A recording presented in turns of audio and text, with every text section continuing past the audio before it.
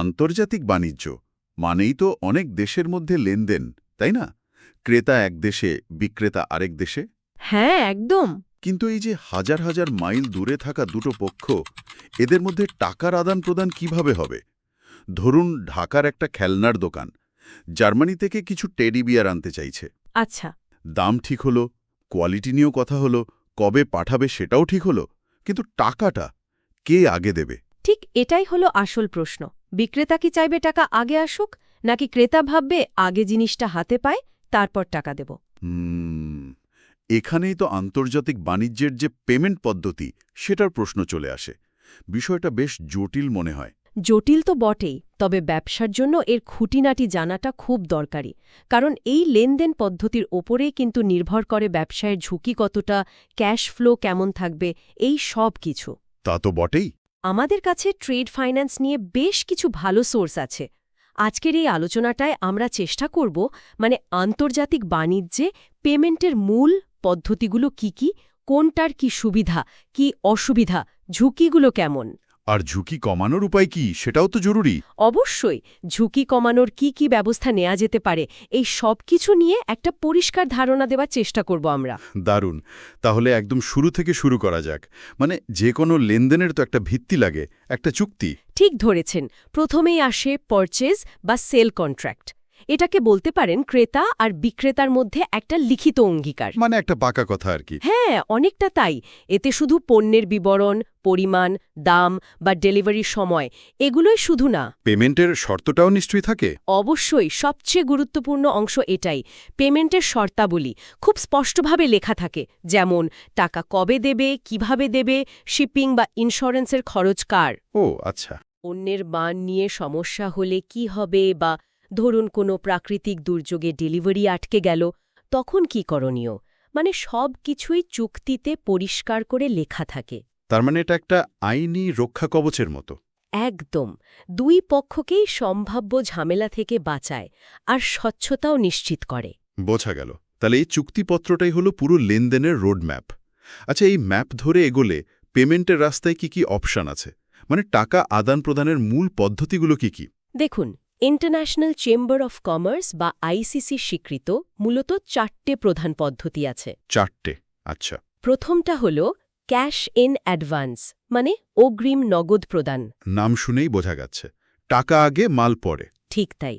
এখানে ক্রেতা পণ্য হাতে পাওয়ার আগেই, অনেক সময় পণ্য জাহাজে তোলারও আগেই পুরো বা আংশিক টাকা বিক্রেতাকে পাঠিয়ে দেয়। তার বিক্রেতার জন্য এটা তো একদম যাকে বলে সুপার সেফ।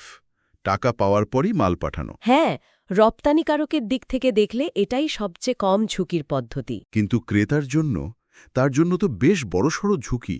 যদি বিক্রেতা ঠিক সময় মাল না পাঠায় বা খারত মাল পাঠায়। ঠিক, ক্রেতার জন্য ঝুঁকিটা এখানে সবচেয়ে বেশি।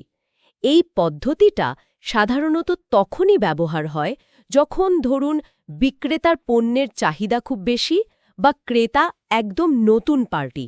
বিক্রেতার তেমন ভরসা নেই ক্রেতার ওপর। হ্যাঁ, বা ক্রেতার দেশে হয়তো রাজনৈতিক বা অর্থনৈতিক অবস্থা খুব খারাপ। বিক্রেতা যখন একদমই ঝুঁকি নিতে চায় না, তখনই এটা ব্যবহার করে। বোঝা গেল। তাহলে নিশ্চয়ই এর ঠিক উল্টো একটা পদ্ধতিও আছে, যেখানে ঝুঁকিটা বিক্রেতার দিকে বেশি। হ্যাঁ, ঠিক ধরেছেন। দ্বিতীয় পদ্ধতিটা হল ওপেন অ্যাকাউন্ট বা খোলা হিসাব। এটা ক্যাশ ইন অ্যাডভান্সের ঠিক উল্টো। উল্টো কিভাবে? এখানে বিক্রেতা আগে পণ্য পাঠিয়ে দেয়, ইনভয়েসও দিয়ে দেয়। ক্রেতা মাল বুঝে পাওয়ার পর একটা নির্দিষ্ট সময় পর, ধরুন ৩০ দিন, ৬০ দিন বা ৯০ দিন পর টাকাটা পরিশোধ করে। ও, তার এখানে তো পুরো ঝুঁকিটাই বিক্রেতার। ক্রেতা যদি টাকা না দেয় বা দিতে দেরি করে। চেয়ে বেশি ঝুঁকিপূর্ণ পদ্ধতি। এটা কখন ব্যবহার হয় তাহলে? নিশ্চয়ই খুব বিশ্বস্ত আর পুরনো ব্যবসায়িক সম্পর্কের ক্ষেত্রে। ঠিক তাই। যেখানে ক্রেতা বিক্রেতার মধ্যে অনেক দিনের সম্পর্ক, অগাধ বিশ্বাস, সেখানেই ওপেন অ্যাকাউন্ট দেখা যায়। বিক্রেতাকে এখানে পুরোপুরি ক্রেতার পেমেন্ট করার ক্ষমতা আর সদিচ্ছের উপর নির্ভর করতে হয়। কিন্তু এই ঝুঁকি কমানোর কোনো উপায় নেই? আছে, কিছু উপায় আছে বইকি। যেমন এক্সপোর্ট ক্রেডিট ইন্স্যুরেন্স নেওয়া যায়, অথবা ফ্যাক্টরিং করা যায়। এগুলো নিয়ে আমরা পরে কথা বলতে পারি। আচ্ছা আচ্ছা। তাহলে আমরা দেখলাম দুটো একেবারে বিপরীতধর্মী পদ্ধতি। একটাই ঝুঁকি পুরো ক্রেতার, অন্যটাই পুরো বিক্রেতার। তার মানে নিশ্চয়ই এমন কোনো পদ্ধতি আছে যা এই দুটোর মধ্যে একটা ব্যালেন্স করার চেষ্টা করে। হ্যাঁ, এখানে আসে তৃতীয় এবং চতুর্থ পদ্ধতি। তৃতীয়টা হলো ডকুমেন্টারি কালেকশন। ডকুমেন্টারি কালেকশন এটা কেমন? এখানে ব্যাংকগুলো একটা মধ্যস্থতাকারীর মতো কাজ করে। কিন্তু মনে রাখতে হবে, ব্যাংক এখানে পেমেন্টের কোনো গ্যারান্টি দেয় না। গ্যারান্টি দেয় না? তাহলে কিভাবে কাজ করে? ব্যাপারটা অনেকটা এরকম, বিক্রেতা মাল জাহাজে তুলে দিল, তারপর প্রয়োজনীয় কাগজপত্র, যেমন ধরুন বিল অফ লেডিং। বিল অফ লেডিং মানে তো যেটা দিয়ে মাল ছাড়ানো যায় বন্দর থেকে। হ্যাঁ, পণ্যের মালিকানার প্রমাণপত্র ওটা। তো বিল অফ লেডিং, কমার্শিয়াল ইনভয়েস, এই সব ডকুমেন্ট বিক্রেতা নিজের ব্যাংকের কাছে জমা দেয়। এই ব্যাংকটাকে বলে রিমিটিং ব্যাংক। আচ্ছা। সেই ব্যাংক আবার ডকুমেন্টগুলো পাঠিয়ে দেয় ক্রেতার দেশের কোনো ব্যাংকের কাছে। সেটা হলো কালেক্টিং ব্যাংক। ওকে। কালেক্টিং ব্যাংক তখন ক্রেতাকে খবর দেয় যে আপনার নামে কিছু ডকুমেন্ট এসেছে। এবার ক্রেতাকে ওই ব্যাংকে যেতে হয়। গিয়ে কি করতে হয়? দুটো অপশন থাকে। হয় সে তক্ষুনি পেমেন্ট করে ডকুমেন্টসগুলো নিয়ে নেয়, এটাকে বলে ডকুমেন্টস এগেনস্ট পেমেন্ট বা ডিপি, কেউ কেউ ডিএপিও বলে। অথবা সে একটা নির্দিষ্ট সময় পর পেমেন্ট করার অঙ্গীকার করে, মানে একটা বিল অফ এক্সচেঞ্জে সই করে তারপর ডকুমেন্ট নেয়। এটাকে বলে ডকুমেন্টস এগেনস্ট অ্যাকসেপ্টেন্স বা ডিএ।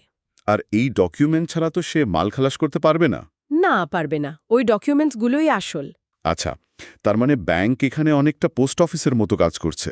ডকুমেন্ট দিচ্ছে, পেমেন্ট বা অ্যাকসেপ্টেন্স নিচ্ছে, কিন্তু টাকা যদি না আসে ব্যাংকের কোনো দায় নেই। একদম ঠিক, ব্যাংকের কোনো দায় নেই। তাই এখানে ঝুঁকিটা ক্যাশ ইন অ্যাডভান্স বা ওপেন অ্যাকাউন্টের চেয়ে কম হলেও একেবারে শূন্য নয়।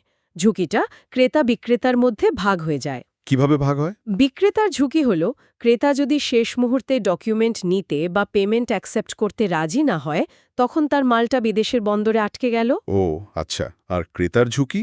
ক্রেতার ঝুঁকি হল, সে তো পেমেন্ট বা অ্যাকসেপ্টেন্স দেওয়ার আগে মাল দেখতে পাচ্ছে না, শুধু ডকুমেন্ট দেখছে। পেমেন্ট করার পর দেখল মাল ঠিক নেই বা খারাপ কোয়ালিটির। ব্যাংক তো আর মালের কোয়ালিটি চেক করে না। এটাও একটা সমস্যা। তাহলে এখানে পক্ষগুলো হলো বিক্রেতা, ক্রেতা, বিক্রেতার ব্যাংক আর ক্রেতার ব্যাংক।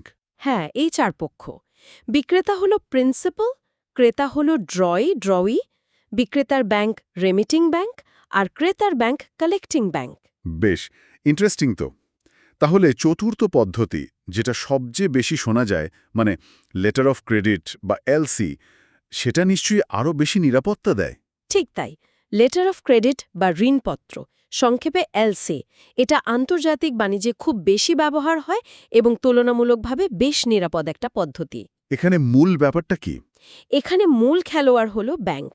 আমদানিকারকের অনুরোধে তার ব্যাংক, যাকে বলে ইস্যুইং ব্যাংক, সে রপ্তানিকারককে একটা গ্যারান্টি বা অঙ্গীকারপত্র দেয়। এটাই হলো এলসি। ব্যাংক গ্যারেন্টি দিচ্ছি? কিসের গ্যারেন্টি? গ্যারেন্টিটা হলো যে যদি রপ্তানিকারক এলসিতে লেখা সমস্ত শর্ত, যেমন নির্দিষ্ট মাল নির্দিষ্ট সময়ে পাঠানো আর নির্দিষ্ট কিছু ডকুমেন্ট সঠিকভাবে পূরণ করে ব্যাংকের কাছে জমা দেয়, তাহলে ইস্যুইং ব্যাংক তাকে নির্দিষ্ট পরিমাণ টাকা দিতে বাধ্য থাকবে। বাহ, তার মানে টাকা পাওয়ার একটা নিশ্চয়তা আছে। এটা কিভাবে দুই পক্ষের ঝুঁকি কমায়? চমৎকার প্রশ্ন। এলসি দুই পক্ষের জন্যই একটা ভারসাম্য আনে। রপ্তানিকারকের জন্য সুবিধা কি? সে যদি এলসির সব শর্ত অক্ষরে অক্ষরে পালন করে, তাহলে তার পেমেন্ট পাওয়া নিশ্চিত।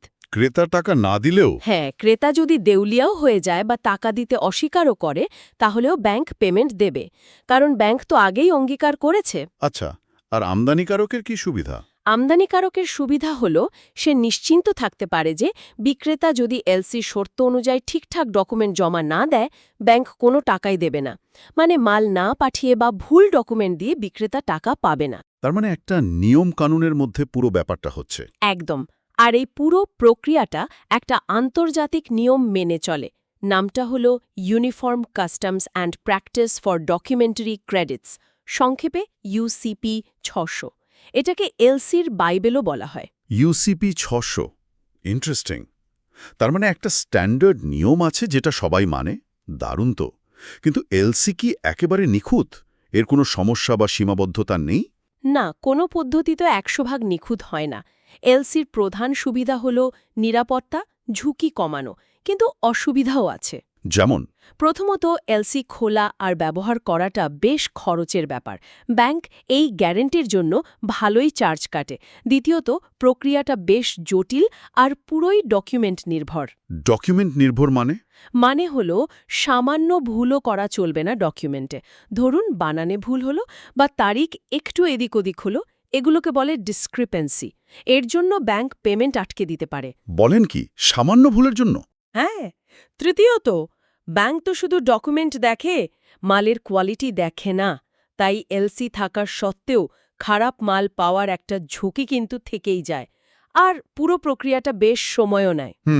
বোঝা গেল।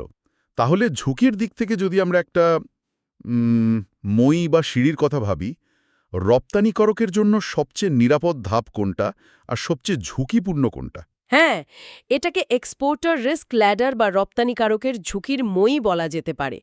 সবচেয়ে নিরাপদ ধাপ মানে সবচেয়ে কম ঝুঁকি হল ক্যাশ ইন অ্যাডভান্স, টাকা হাতে তারপর মাল। ঠিক।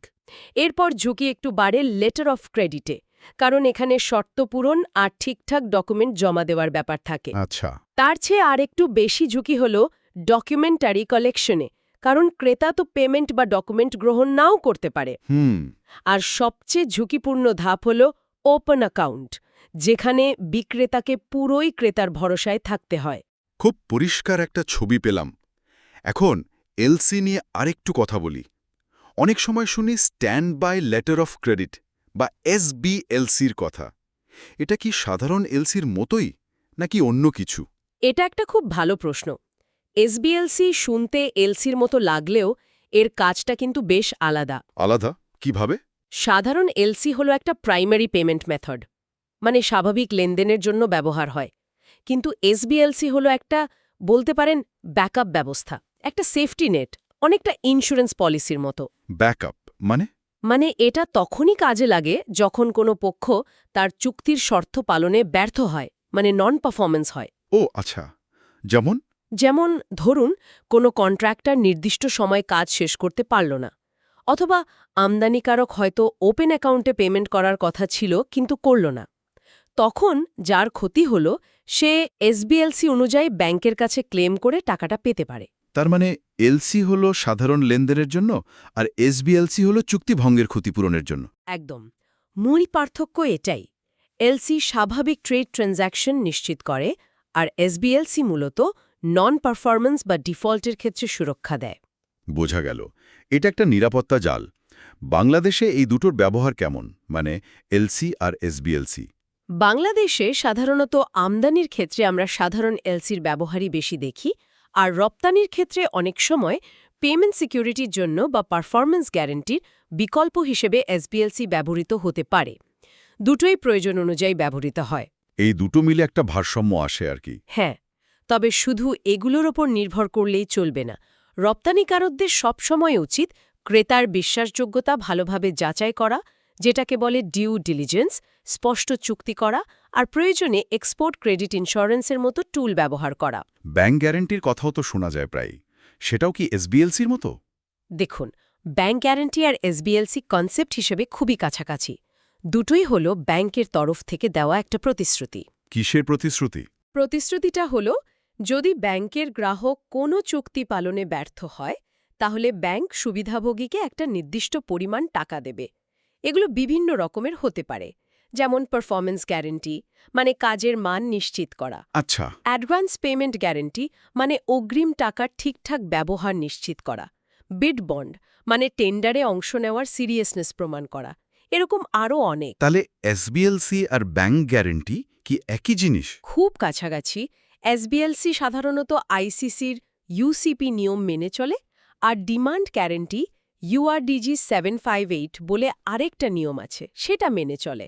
কিন্তু মূল উদ্দেশ্য একই, চুক্তি পালন নিশ্চিত করা বা ব্যর্থ হলে ক্ষতিপূরণ দেওয়া। আচ্ছা আচ্ছা। এবার আবার একটু এলসির কথায় ফিরি। আপনি বলছিলেন যে ডকুমেন্টের সামান্য ভুলের জন্য পেমেন্ট আটকে যেতে পারে। এই যে ডিসক্রিপেন্সি বা অমিল বললেন, এই ব্যাপারটা আসলে কি? এটা কি খুব কমন সমস্যা? এটা খুবই কমন এবং আন্তর্জাতিক বাণিজ্যে একটা বিরাট মাথা ব্যথার কারণ। ডিসক্রিপেন্সি মানে হল রপ্তানিকারক যে ডকুমেন্টগুলো ব্যাংকে জমা দিয়েছে সেগুলো এলসিতে যা যা শর্ত লেখা ছিল তার সাথে হুবহু মিলছে না। একটা উদাহরণ দেবেন? ধরুন এলসিতে পণ্যের বিবরণে লেখা আছে 100% কটন টি-শার্টস, কিন্তু ইনভয়েসে লেখা শুধু কটন টি-শার্টস। এটাও একটা ডিসক্রিপেন্সি। বলেন কি, শুধু এইটুকু? হ্যাঁ, অথবা ধরুন এলসিতে লাস্ট শিপমেন্ট ডেট দেওয়া ছিল 15 জুন, কিন্তু বিল অফ লেডিংয়ে দেখাচ্ছে মাল পাঠানো হয়েছে 16 জুন। এটাও ডিসক্রিপেন্সি। কিংবা ধরুন বিল অফ লেডিং ইস্যু হয়েছে 20 তারিখে আর ইন্স্যুরেন্স পলিসি নেওয়া হয়েছে 21 তারিখে। এটাও হবে না, ইন্স্যুরেন্স আগে নিতে হবে। ওফ, তার মানে খুবই সূক্ষ্ম বিষয় এগুলো। এর ফলাফল কি হতে পারে? ফলাফল গুরুতর। যদি ডিসক্রিপেন্সি থাকে তাহলে ইস্যুইং ব্যাংক পেমেন্ট দিতে সরাসরি অস্বীকার করতে পারে, ওয়াইদে মাল ঠিকঠাক পৌঁছে গেলেও। কেন? মাল তো ঠিকই গেছে। কারণ ব্যাংকের দায়বদ্ধতা ডকুমেন্টের ওপর, মালের ওপর নয়। ইউসিপি 600 অনুযায়ী ব্যাংক ডকুমেন্ট পাওয়ার পর 5টা ব্যাংকিং ডে সময় পায় পরীক্ষা করার জন্য। 5 দিন? হ্যাঁ, এই সময়ের মধ্যে তারা যদি কোনো ডিসক্রিপেন্সি খুঁজে পায় তাহলে তারা পেমেন্ট আটকে দেবে আর রপ্তানিকারককে জানাবে। তখন কি হবে? তখন রপ্তানিকারককে হয় ডকুমেন্ট ঠিক করতে হবে যদি সময় থাকে, অথবা আমদানিকারকের কাছে গিয়ে বলতে হবে, দেখুন এই ছোট ভুল হয়েছে, আপনি ব্যাংককে বলে দিন যে এটা মাফ করে দিতে। এটাকে বলে ওয়েভার বা মৌকুফ। যদি আমদানিকারক রাজি হয় তবেই টাকা পাওয়া যাবে। বাপরে, ভীষণ ঝামেলার ব্যাপার তো। অবশ্যই। এই জন্য ডকুমেন্টগুলো একেবারে নিখুঁতভাবে তৈরি করা আর জমা দেওয়াটা খুব খুব জরুরি। এটাকে বলে কমপ্লাইং প্রেজেন্টেশন। কমপ্লাইং প্রেজেন্টেশন। আচ্ছা, তার মানে ডকুমেন্ট তৈরিতে ভীষণ মনোযোগ দরকার। আচ্ছা, আমরা তো মূলত 4টে পেমেন্ট পদ্ধতি নিয়ে কথা বললাম। এর বাইরে কি আরও কিছু হেল্পিং টুল আছে যা ব্যবসায়ীরা ব্যবহার করেন? যেমন ফ্যাক্টরিং বা ফরফেটিং, এগুলোর কথা শোনা যায়। হ্যাঁ, ঠিকই শুনেছেন। বিশেষ করে ওপেন অ্যাকাউন্ট বা ডেফার্ড পেমেন্টের ক্ষেত্রে যখন বিক্রেতার টাকা আটকে থাকে তখন ক্যাশ ফ্লো সচল রাখার জন্য ফ্যাক্টরিং আর ফরফিটিং খুব কাজের দুটো টুল। এগুলো কি জিনিস? সহজ করে বললে দুটোই হল আপনার যে পাওনা টাকা, মানে রিসিভেবলস বা প্রাপ্য বিল, সেটা কোনো আর্থিক প্রতিষ্ঠানের কাছে বাট্টাই বিক্রি করে দেওয়া। বিক্রি করে আপনি তাৎক্ষণিক কিছু ক্যাশ টাকা পেয়ে গেলেন। ও আচ্ছা, তাহলে ফ্যাক্টরিং আর ফরফেটিংয়ের মধ্যে পার্থক্য কি? মূল পার্থক্য কয়েকটা জায়গায়।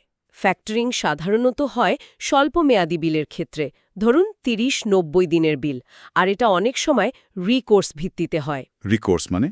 রিকোর্স মানে হল যদি কোনো ক্রেতা টাকাটা না দেয় তাহলে ফ্যাক্টরিং কোম্পানি আপনার কাছ থেকে টাকাটা ফেরত চাইবে, মানে ঝুঁকিটা পুরোপুরি আপনার ওপর থেকে যায় না। আর ফরফেটিং?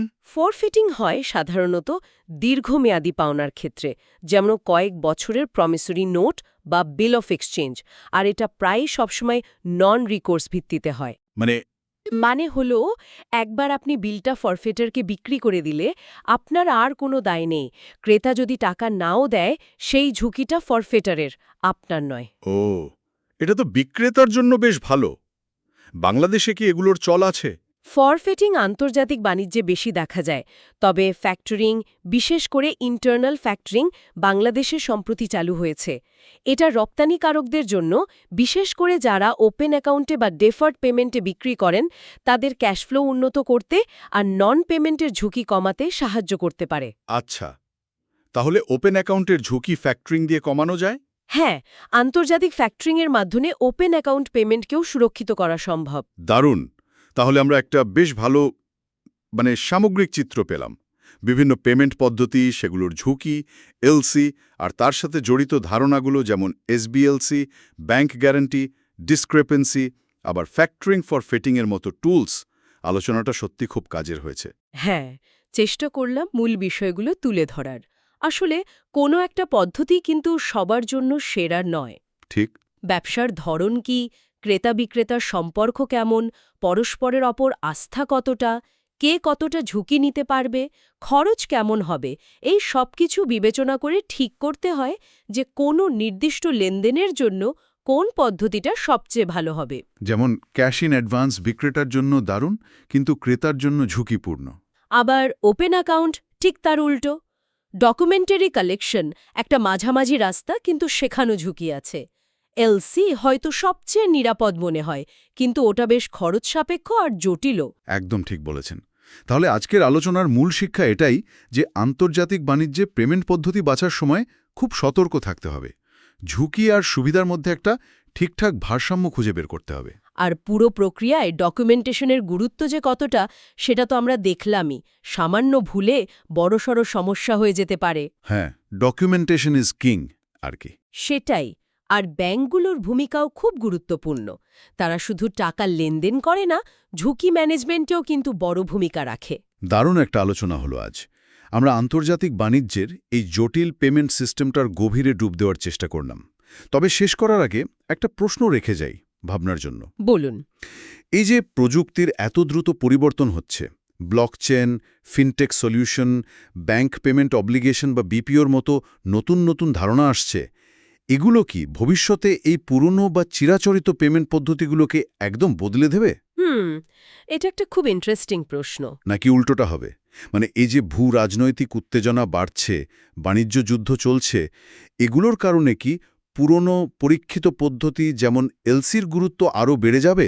মানুষ কি চেনা পথের বাইরে যেতে ভয় পাবে? এটা সত্যিই ভাবার মতো বিষয়। প্রযুক্তি একদিকে যেমন নতুন সম্ভাবনা তৈরি করছে, তেমনি ভূ রাজনৈতিক অনিশ্চয়তা হয়তো পুরনো পদ্ধতির দিকেই আবার ঝুঁকতে বাধ্য করবে। এর উত্তরটা সম্ভবত সময়ই বলে দেবে।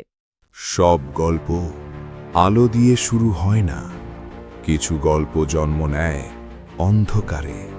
কিছু ছায়া আছে যেগুলো কখনো আমাদের ছেড়ে যায় না, যেখানে ভালোবাসা মিশে যায় রহস্যের সাথে। সত্যকে কি আমরা সব সময় চোখে দেখতে পাই, নাকি সত্যের পেছনে লুকিয়ে থাকে আরেকটি অজানা গল্প? অন্ধকারের ভেতরে অপেক্ষা করে কিছু প্রশ্ন, উত্তরের জন্য, সত্যের জন্য। রাকিব আসরারের রহস্য ঘেরা গল্প দিলের ছায়া, একটি গল্প যা আপনাকে ভাবতে বাধ্য করবে। আসছে অমর ২১শে বইমেলা ২০২৬-এ।